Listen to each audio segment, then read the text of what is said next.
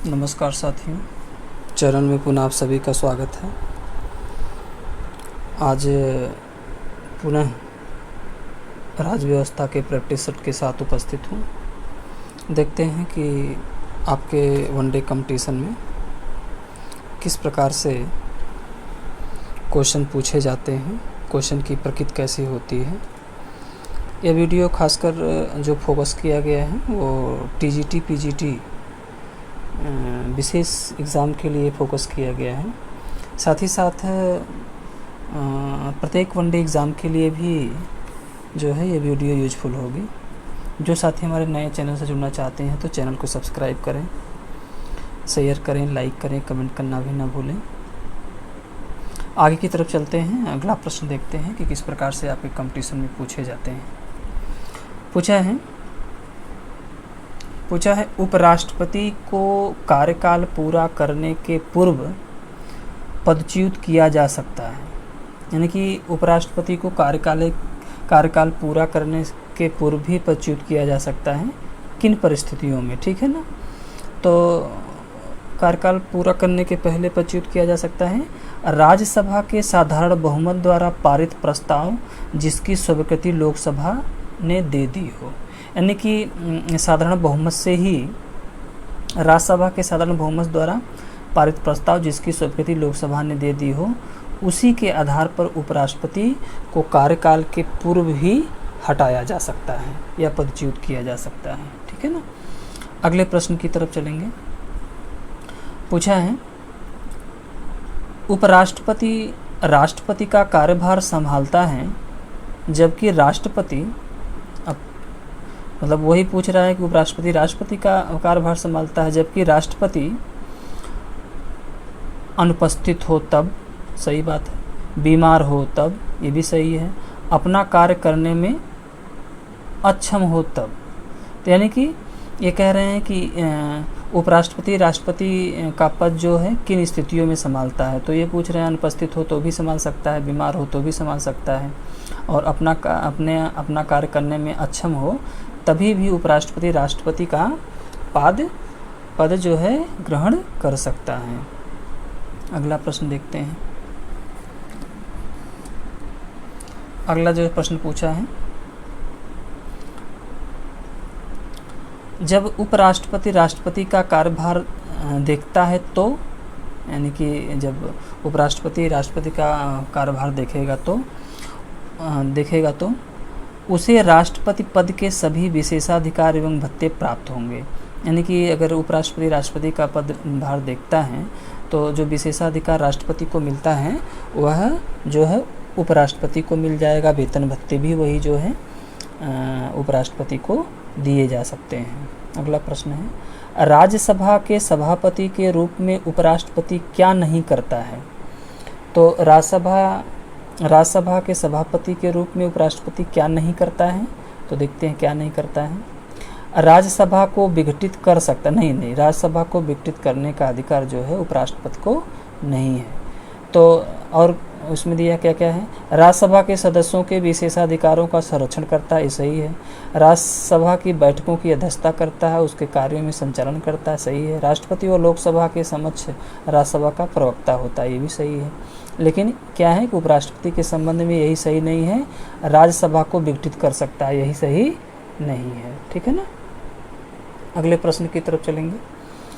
राष्ट्रपति की मृत्यु पर जब उपराष्ट्रपति राष्ट्रपति का पदभार ग्रहण करता है तो 6 माह तक पद पर आसीन रहता है। यानी कि यदि आकस्मिक मृत्यु हो जाए, भाई भारत के राष्ट्रपति की आकस्मिक मृत्यु हो जाए और उपराष्ट्रपति पदभार संभालता है तो अधिकतम 6 माह तक पद पर आसीन रहता है, उसके बाद उसका निर्वाचन कर दिया जाता है, ठीक है ना। इस तरह से क्वेश्चन जो है आपके कॉम्पिटिटिव एग्ज़ाम में आते हैं। अगले प्रश्न की तरफ चलेंगे।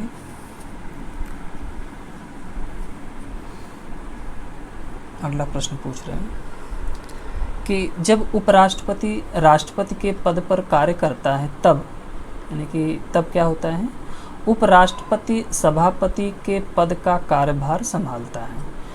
ये कह रहे हैं जब उपराष्ट्रपति राष्ट्रपति के पद पर कार्य करता है तब उपसभापति सभापति के रूप में कार्य संभालता है, यानी कि राज्यसभा का जो उपसभापति होता है वो सभापति के रूप में कार्य करता है। अगला प्रश्न है, उपराष्ट्रपति के संबंध में कौन सा कथन सत्य है? तो उपराष्ट्रपति के संबंध में कौन सा कथन सत्य है? तो इसमें होगा, हाँ, वह संसद का सदस्य नहीं होता। तो स्वाभाविक है कि वो राज्यसभा का सदस्य होता है, वह संसद का सदस्य नहीं होता है, यानी कि एक तरह से उपराष्ट्रपति के संबंध में कौन कथन सत्य है? नहीं, सॉरी, ये पूछ रहे हैं उपराष्ट्रपति के संबंध में कौन सा कथन सत्य पूछ रहा है। तो कौन सा कथन सत्य है? तो देखते हैं, वह संसद का एक भाग, ये गलत है। वह संसद के किसी सदन का सदस्य, गलत है। वह राज्यसभा का सदस्य होता है, ये भी गलत है। वह संसद का सदस्य नहीं होता, यानी सत्य की बात कह रहे हैं, तो वह संसद का सदस्य नहीं होता। इस तरह से जो प्रश्न वो पूछता है बराबर। अगला प्रश्न है, संविधान में उपराष्ट्रपति के पुनर्निर्वाचन के संबंध में क्या प्रावधान है? तो उपराष्ट्रपति के पुनर्निर्वाचन के संबंध में तो कोई प्रावधान तो नहीं दिया गया है ना, कुछ भी नहीं। इसमें क्या होगा? कुछ भी नहीं। पुनर्निर्वाचन के संबंध में कोई प्रावधान नहीं है। अगला प्रश्न है, भारत के उपराष्ट्रपति की स्थिति की तुलना किस देश के उपराष्ट्रपति से की जाती है? यानी कि जो भारत का उपराष्ट्रपति है, तो एक तरह से ये उपराष्ट्रपति की जो तुलना है भारत के, तो किस देश के राष्ट्रपति से की जाती है? संयुक्त राज्य अमेरिका के उपराष्ट्रपति से की जाती है, क्योंकि ये शब्द उपराष्ट्रपति जैसा शब्द जो है भारतीय संविधान में संयुक्त राज्य अमेरिकी संविधान से लिया गया है। अगला प्रश्न देखते हैं, उपराष्ट्रपति अपना त्यागपत्र किसे संबोधित करता है? तो उपराष्ट्रपति अपना त्यागपत्र किसे संबोधित करता है? तो राष्ट्रपति को करता है ना। अगला प्रश्न है, निम्न में से कौन सा कथन असत्य है? कौन सा कथन असत्य है पूछ रहे हैं। तो असत्य कथन कौन सा है? उपराष्ट्रपति के निर्वाचन संबंधी सभी विवादों का निपटारा जो है निर्वाचन आयोग देखता है, ये गलत है। उपराष्ट्रपति हो या राष्ट्रपति हो, उसके निर्वाचन संबंधी विवाद को निर्वाचन आयोग नहीं देखता। तो यही कह रहा है कि यदि चुनाव से संबंधित कोई विवाद हो गया हो तो निर्वाचन आयोग देखता है, तो ये बात जो है गलत है, तो निर्वाचन आयोग नहीं देखता है। अगले प्रश्न की तरफ चलेंगे। अगला प्रश्न है, भारत के राष्ट्रपति निर्वाचित होने से पूर्व निम्न में से कौन उपराष्ट्रपति नहीं था? है ना। तो अगर ये कह रहे हैं कि राष्ट्रपति निर्वाचित होने से पूर्व कौन उपराष्ट्रपति नहीं था, कौन नहीं था? ज्ञानी जैल सिंह ऐसे राष्ट्रपति रहे हैं। इनमें से सर्वपल्ली राधाकृष्णन दिया है, जाकिर हुसैन दिया है, बीबी गिरी दिया है, तो वो उपराष्ट्रपति पद पर नहीं आसीन रहे हैं, तो ज्ञानी जैल सिंह होगा। अगला प्रश्न है, निम्न में से कौन सर्वाधिक अवधि तक उपराष्ट्रपति के पद पर आसीन रहा? तो सर्वाधिक अवधि तक उपराष्ट्रपति के पद पर कौन आसीन रहा? तो सर्वपल्ली राधाकृष्णन। ये दो कार्यकाल इनका रहा है, तो सबसे अधिक समय तक यही आसीन रहे हैं। अगला प्रश्न है, निम्न में से कौन सबसे कम समय के लिए उपराष्ट्रपति निर्वाचित हुआ था? तो सबसे कम समय के लिए जो निर्वाचित हुआ था वह कौन था? बीबी गिरी, है ना। बीबी गिरी जो थे ये सबसे कम समय के लिए निर्वाचित हुए थे। अगला प्रश्न है, भारत का प्रथम उपराष्ट्रपति कौन था? तो सर्वपल्ली राधाकृष्णन भारत के प्रथम उपराष्ट्रपति रहे हैं। अगले प्रश्न की तरफ चलेंगे।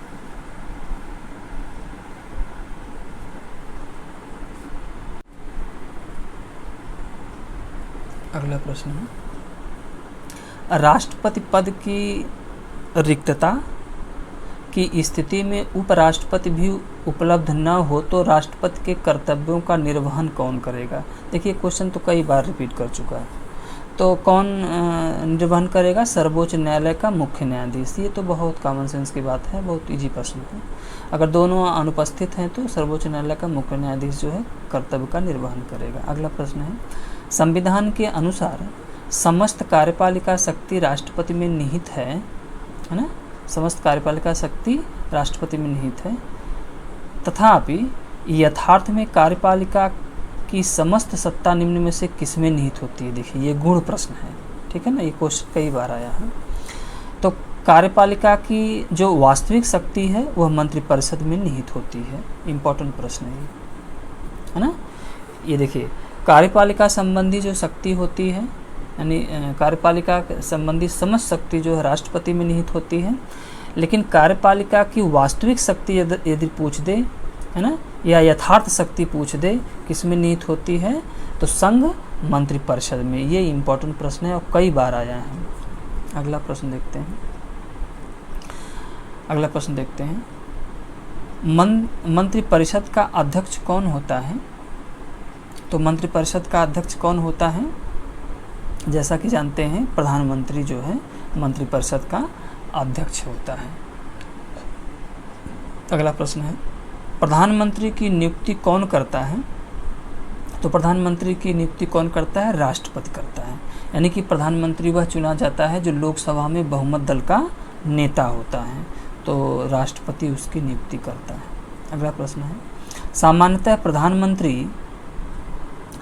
प्रधानमंत्री उसके बाद कथन दे दिया है, विकल्प दे दिया है। तो सामान्यतः प्रधानमंत्री लोकसभा में बहुमत दल का नेता होता है, तो यही अभी बताए हैं।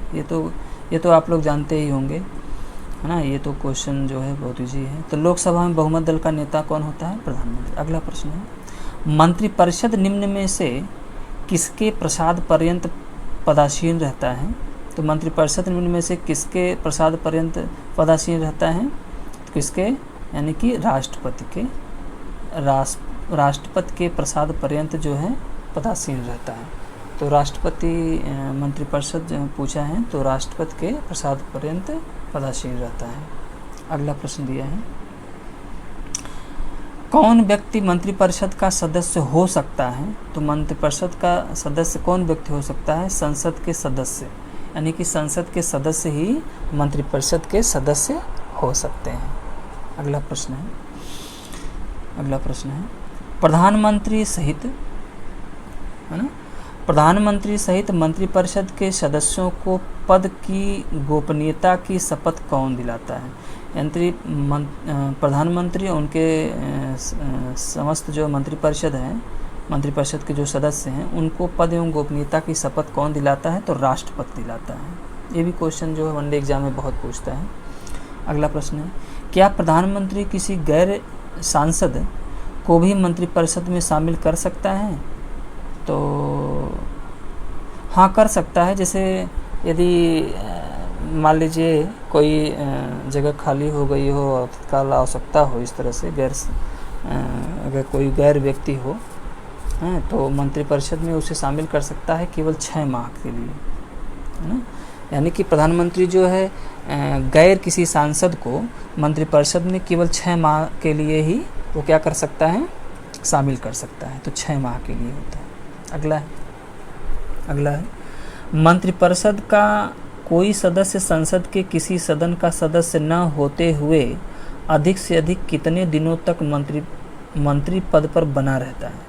यानी कह रहे हैं कि मंत्रिपरिषद का कोई सदस्य संसद के किसी सदन का सदस्य नहीं है, तो कितने दिन तक वह मंत्री पद पर रह सकता है? तो 6 माह के लिए रह सकता है। देखिए 6 माह के लिए, इसमें भी 6 माह था, गैर सांसद के लिए भी था। और जो है मंत्री पद, यदि मान लीजिए कोई व्यक्ति संसद के किसी सदन का सदस्य नहीं है, तो वह 6 माह के लिए मंत्री पद पर बना रह सकता है। अगला प्रश्न है, मंत्रिपरिषद में निम्न में कौन कौन शामिल रहता है? तो मंत्रिपरिषद में कौन कौन शामिल किया जाता है, यही पूछ रहा है वो। तो कौन कौन शामिल किया जा सकता है, देखते हैं। तो कौन कौन शामिल किया जा सकता है? प्रधानमंत्री एवं अन्य मंत्री, यानी कि मंत्रिपरिषद में कौन शामिल होगा? प्रधानमंत्री होगा, और उसके साथ जो अन्य मंत्री होंगे वह मंत्रिपरिषद में शामिल होते हैं। अगला प्रश्न है, मंत्रिपरिषद में मंत्रियों की संख्या पूछ रहा है कि कितनी होती है। तो मंत्रिपरिषद में मंत्रियों की संख्या कितनी होती है? मंत्रिमंडल से अधिक होती है। भाई मंत्रिमंडल छोटा होता है और मंत्रिपरिषद जो है बड़ा होता है, तो इसी मंत्रिपरिषद जो होती है, आपको बता दें कि मंत्रिपरिषद त्रिस्तरीय होती है। इसमें जो है कैबिनेट स्तर के मंत्री आते हैं, यानी त्रिस्तरीय, एक कैबिनेट स्तर का मंत्री आता है, दूसरा राज्य मंत्री आता है, तीसरा उप मंत्री आता है। तो मंत्रिपरिषद जो है, मंत्रिपरिषद के 3 भाग हैं, कैबिनेट मंत्री, राज्य मंत्री और उप मंत्री। लेकिन मंत्रिमंडल में केवल कैबिनेट स्तर के मंत्री आते हैं, ये थोड़ा सा कॉन्सेप्ट आप क्लियर कर लीजिएगा। और मंत्रिमंडल में केवल कैबिनेट स्तर के ही मंत्री आते हैं।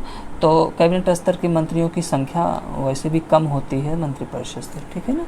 अगले प्रश्न की तरफ चलेंगे। मंत्रिपरिषद में कितने स्तर के मंत्री, देखिए पूछ दिया, त्रिस्तर की होते हैं, 3 स्तर के मंत्री होते हैं। अगला प्रश्न है, मंत्रिपरिषद में निम्न में से कौन शामिल नहीं रहता है। तो मंत्रिपरिषद में कौन शामिल नहीं रहता है पूछ रहे हैं। तो इसमें हो रहा है, हाँ अभी देखिए बताए हैं। तो संसदीय सचिव जो है मंत्रिपरिषद में शामिल नहीं होता है।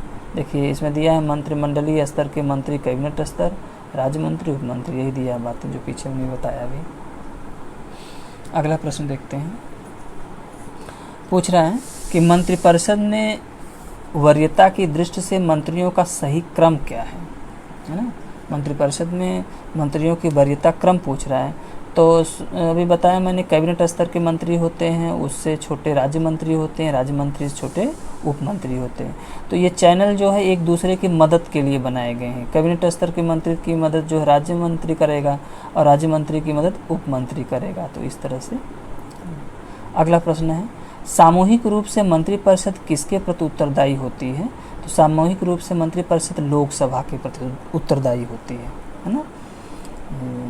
तो ये लोकसभा के प्रति, ये भी क्वेश्चन बहुत इंपॉर्टेंट है, कई बार आया है। अगला है, यथार्थतः मंत्रिपरिषद तब तक पद पर बना रहेगा जब तक उसे निम्न, कह रहे हैं यथार्थतः मंत्रिपरिषद तब तक अपने पद पर बना रहेगा जब तक उसे निम्न में से का विश्वास प्राप्त हो। तो किसका विश्वास प्राप्त हो, यानी कह रहा है कि मंत्रिपरिषद का जो विस्तार है ना, यह मंत्रिपरिषद तब तक बना रहेगा जब तक किस पर विश्वास प्राप्त हो, लोकसभा पे, यानी लोकसभा में विश्वास हो। यानी लोकसभा जब तक रहेगी यानी मंत्रिपरिषद रहेगा, लोकसभा बंद हो जाएगी तो मंत्रिपरिषद स्वतः ध्वस्त हो जाएगा, ठीक है ना। अगले प्रश्न की तरफ देखते हैं। अगला प्रश्न देखते हैं, मंत्रिपरिषद के वित्तीय कार्यों में निम्न में क्या शामिल है। तो मंत्रिपरिषद के वित्तीय कार्यों में क्या शामिल है, बजट तैयार कर संसद में पेश करना, यही वित्तीय कार्यों में शामिल है, बजट तैयार कर संसद में पेश करना। अगला प्रश्न है, यदि कोई मंत्री राज्यसभा का सदस्य है तो क्या वह लोकसभा में अपना वक्तव्य दे सकता है। तो दे सकता है, क्यों नहीं दे सकता है। कह रहे हैं यदि कोई मंत्री राज्यसभा का सदस्य है तो क्या वह लोकसभा में अपना वक्तव्य दे सकता है। दे सकता है के लिए, हाँ दे सकता है। अगला प्रश्न है, भारत के प्रधानमंत्री का पद संविधान द्वारा गठित है, यानी कि भारत के प्रधानमंत्री का उल्लेख जो है संविधान में किया गया है। तो संविधान द्वारा गठित है। अगला प्रश्न है, निम्न में से किस स्थिति में मंत्रिपरिषद विघटित नहीं हो सकती। तो मंत्रिपरिषद कब विघटित नहीं होती है, ठीक है ना। तो कब विघटित नहीं हो सकती, किसी मंत्री के त्यागपत्र से, यानी कि एक आध दो मंत्री, मान लीजिए मंत्रिपरिषद का कोई सदस्य अगर इस्तीफा दे दे तो ऐसा नहीं है कि जो है मंत्रिपरिषद विघटित हो जाएगी। हाँ अल्पमत में आ सकती है। तो इस तरह से किसी मंत्री के त्यागपत्र देने से विघटित नहीं हो सकती। अगला प्रश्न है, मंत्रिमंडल का प्रमुख कार्य निम्न में से क्या है।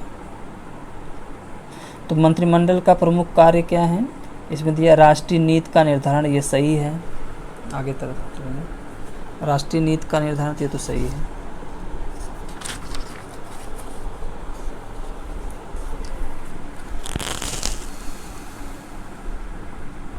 अगला प्रश्न है, राष्ट्रीय कार्यपालिका पर सर्वोच्च नियंत्रण, ये भी सही है ना।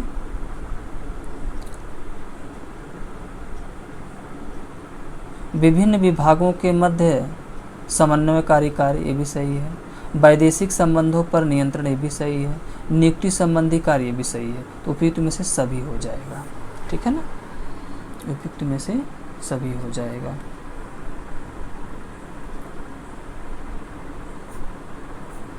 अगला प्रश्न देखते हैं। मंत्रिपरिषद से त्यागपत्र करने के लिए मंत्री किसे अपना त्यागपत्र संबोधित करेगा?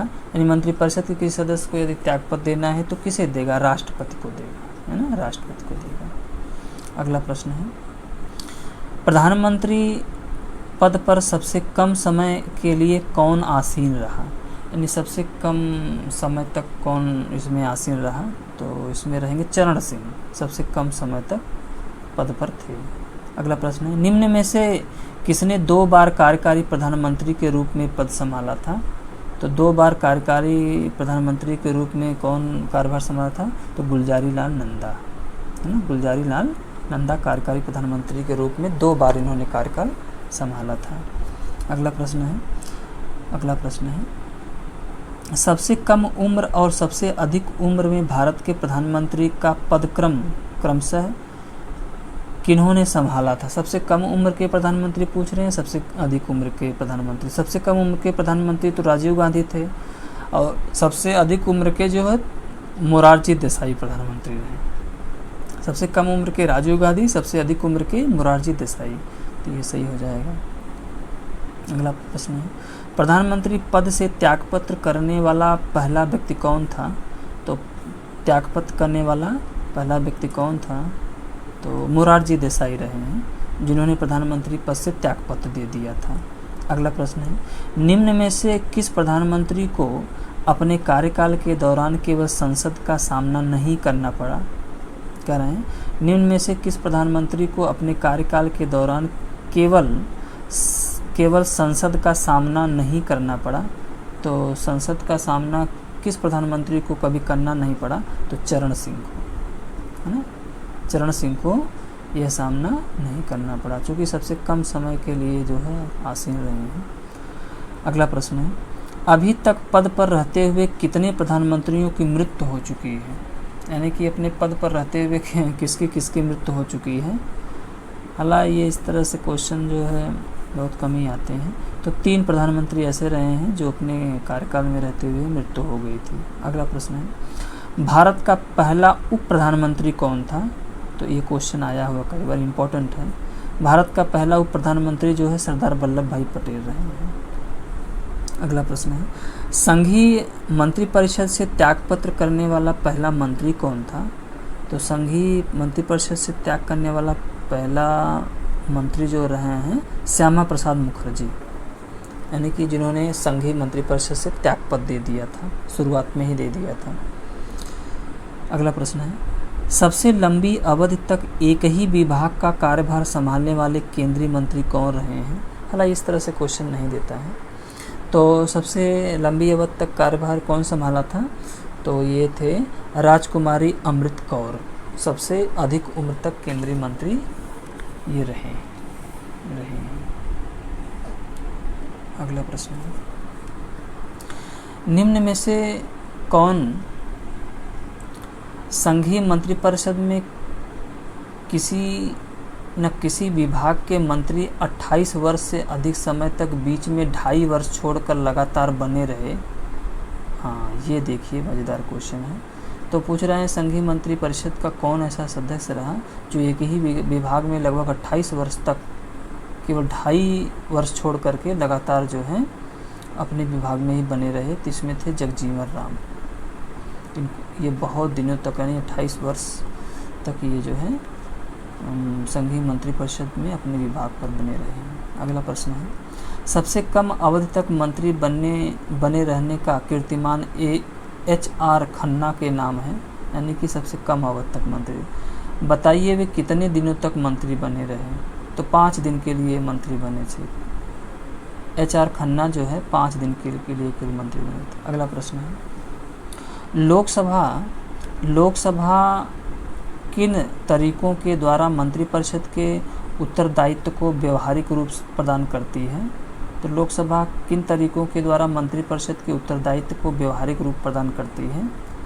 तो व्यवहारिक रूप प्रदान करती है मंत्रियों से प्रश्न और पूरक प्रश्न पूछकर, सही है।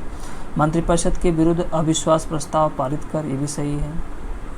लोकसभा की बात कह रहे हैं।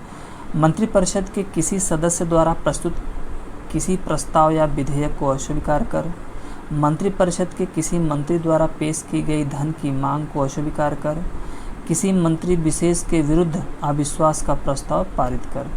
तो इसमें जो है सभी हो जाएगा, है ना, सभी हो जाएगा।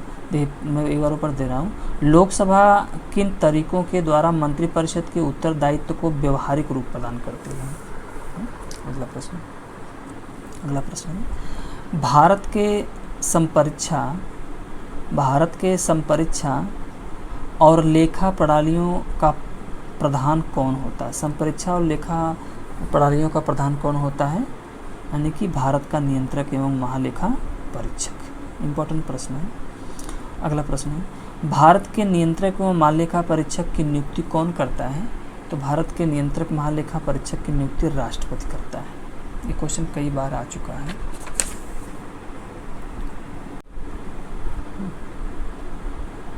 अगला प्रश्न है, अगला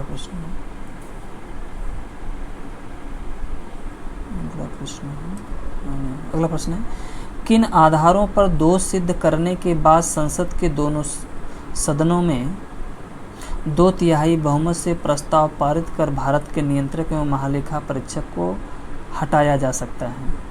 तो इसे हटाया जाने का जो कारण है साबित कदाचार या अक्षमता के आधार पर। यानी कि ये कह रहे हैं कि राष्ट्रपति को नियंत्रक महालेखा परीक्षक को किस आधार पे हटाया जाता है? तो साबित कदाचार या अक्षमता के आधार पे, यानी कि महाभियोग की प्रक्रिया द्वारा हटाया जा सकता है। अगला है, भारत का नियंत्रक एवं महालेखा परीक्षक अपना प्रतिवेदन किसे प्रस्तुत करता है? तो राष्ट्रपति को करता है। ये भी क्वेश्चन कई बार आया है, इम्पोर्टेंट है। अगला है, निम्न में कौन संसद का अभिन्न अंग नहीं है? तो संसद का अभिन्न अंग कौन नहीं है? तो इसमें उपराष्ट्रपति होगा। तो संसद के 3 अंग हैं, या यूँ कहें कि संसद जो है, संसद के 3 भाग हैं, या संसद के 3 पार्ट हैं, है ना। तो संसद किससे मिलकर बनती है? राष्ट्रपति से मिलकर बनती है, लोकसभा से मिलकर बनती है और राज्यसभा से मिलकर बनती है। तो संसद का जो गठन है वह राष्ट्रपति, है ना, भारत के राष्ट्रपति, लोकसभा और राज्यसभा से ही होती है। अगला प्रश्न है, निम्न में कौन जनता द्वारा प्रत्यक्ष रूप से निर्वाचित सदन है? तो जनता द्वारा प्रत्यक्ष रूप से निर्वाचित सदन लोकसभा है ना। 5 वर्ष के लिए निर्वाचन होता है लोकसभा का, जो जनता द्वारा चुने जाते हैं प्रतिनिधि। अगला प्रश्न है, संसद का अस्थायी सदन कौन है? जैसा कि तो प्रश्न जो है वनडे कंपटीशन में छोटे परीक्षाओं में, जैसे हाई स्कूल इंटर के जो ईद होते हैं, इस तरह से प्रश्न आते हैं। तो राज्यसभा को अस्थायी सदन कहा जाता है ना, या अपरिवर्तनशील सदन कहा जाता है ना, या उच्च सदन कहा जाता है। ये सभी नाम जो है ये राज्यसभा का भी विघटित नहीं होती है। पिछले वीडियो में जब डिस्क्रिप्टिव हमने पढ़ाया था तो उसको आप देखेंगे तो मैंने डिटेल में बताया था। अगला प्रश्न है, संसद का निम्न सदन एवं उच्च सदन क्रमशः कौन? देखिए पूछ रहे, संसद का निम्न सदन कौन है, उच्च सदन कौन है? तो निम्न सदन लोकसभा, उच्च सदन राज्यसभा, है ना, इस तरह से पूछा। तो ये चूँकि आप जानते हैं कि ये प्रैक्टिस सेट है, बहुत ज़्यादा डिटेल में इसे क्वेश्चन को अगर विस्तार देंगे तो वीडियो थोड़ी लंबी हो जाती है, तो अपलोड करने में भी दिक्कत होती है। जिसको और डिटेल में अगर पढ़ना होगा तो मेरा जो डिस्क्रिप्टिव वीडियो रहा है, यानी कि फेस टू फेस हमने पढ़ाया था, तो उसको आप देखेंगे तो आपको मैंने डिटेल में इसको हर चीज़ के बारे में बताया है। अगला प्रश्न है, वर्तमान में राज्यसभा के सदस्यों की अधिकतम सदस्य संख्या कितनी है? तो राज्यसभा के सदस्यों की अधिकतम सदस्य संख्या 250 है और न्यूनतम 245। इसी तरह से लोकसभा सदस्यों की अधिकतम संख्या 552 और न्यूनतम संख्या 545 निर्धारित की गई है। अगला प्रश्न है, कला, साहित्य, विज्ञान समाज सेवा, देखिए 4 विषय हैं, कला, साहित्य, विज्ञान, समाज सेवा के क्षेत्र में विशेष ज्ञान या अनुभव प्राप्त कितने व्यक्तियों को राष्ट्रपति राज्यसभा में नामित करता है? तो कितने सदस्यों को? 12 सदस्यों। जो 12 सदस्य राज्यसभा में मनोनीत किए जाते हैं, नामित किए जाते हैं राष्ट्रपति द्वारा, वो किन किन विषयों के पारंगत होंगे? कला, साहित्य, विज्ञान और समाज सेवा। क्वेश्चन कई बार जो है आ चुका है, तो इसको ज़रा ध्यान से देखिएगा। अगला प्रश्न है राज्यसभा के, अगला प्रश्न ये तो हाँ नहीं करके दिया है, कोई मतलब नहीं। अगला है राज्यसभा के लिए प्रत्येक राज्य के प्रतिनिधियों का निर्वाचन कौन करता है? तो राज्यसभा के लिए प्रत्येक राज्यों के प्रतिनिधि कौन होगा, इसका निर्वाचन कौन करता है? विधानसभा के निर्वाचित सदस्य। तो विधानसभा के निर्वाचित सदस्य ही राज्यसभा के लिए राज्यों के प्रतिनिधि की नियुक्ति करते हैं या निर्वाचन करते हैं, नियुक्ति नहीं, सॉरी, निर्वाचन करते हैं। अगला प्रश्न है राज्यसभा के सदस्यों का निर्वाचन किस प्रकार होता है?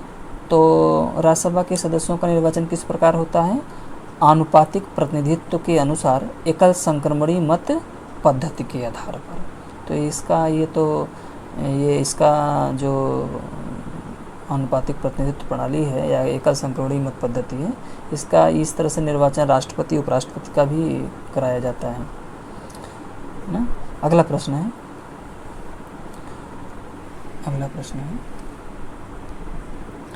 जिस संघ शासित क्षेत्र में विधानसभाएं नहीं होती हैं उनके प्रतिनिधि किस प्रकार चुने जाते हैं?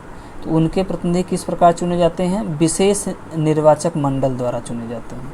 विशेष निर्वाचक मंडल द्वारा, जहाँ पे विधानसभाएं नहीं हैं, है ना, हर राज्य में विधानसभा तो नहीं है, लेकिन अगर जहाँ पे नहीं है उनके प्रतिनिधियों को चुनना है तो विशेष निर्वाचक मंडल द्वारा चुने जाते हैं। अगला प्रश्न है राज्यसभा में राज्यों के प्रतिनिधित्व निम्न में किस बात पर निर्भर करता है? तो राज्यसभा में राज्यों के प्रतिनिधि किस बात पर निर्भर करता है ना। जैसे राज्यसभा में राज्यों के प्रतिनिधि नियुक्त होंगे तो किस आधार पर नियुक्त होंगे? राज्य की जनसंख्या के आधार पर नियुक्त किए जाएंगे। जैसे सीटें घटती बढ़ती भी हैं तो राज्यसभा राज्य की जनसंख्या के आधार पर। अगला प्रश्न है राज्यसभा में किस राज्य के प्रतिनिधियों की संख्या सर्वाधिक है? तो राज्यसभा में सर्वाधिक जो प्रतिनिधियों की संख्या है वो उत्तर प्रदेश में है ना। इस तरह से है। तो जैसा कि मुझे विश्वास होगा कि वीडियो आपको अच्छी लगी होगी और पुनः आगे की तरफ जो है प्रैक्टिस आपको कराते रहेंगे। तब तक के लिए बहुत बहुत धन्यवाद, बहुत बहुत शुभकामनाएं।